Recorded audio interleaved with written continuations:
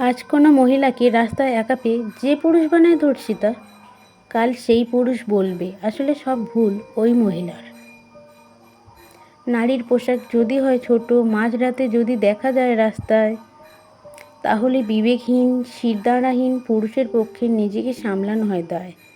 আজকের দিনে ধর্ষণে ধর্ষকের ভূমিকা সে আসলে একদমই নির্দোষ। আর ধর্ষিতা, যার বাস্তবে কোনো ভুলই নেই, শুনতে হয় তাকে সবই নাকি তার দোষ।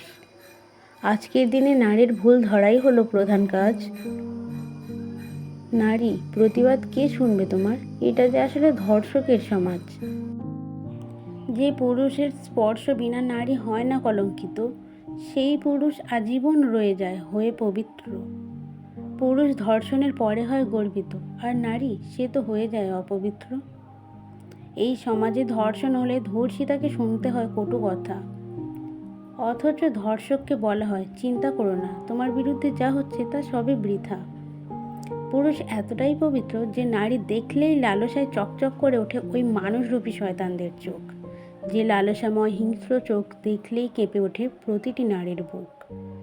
নারী, তুমি যদি বাঁচাতে নিজেকে চাও, চলো সবসময় বুকে রেখে ভয়।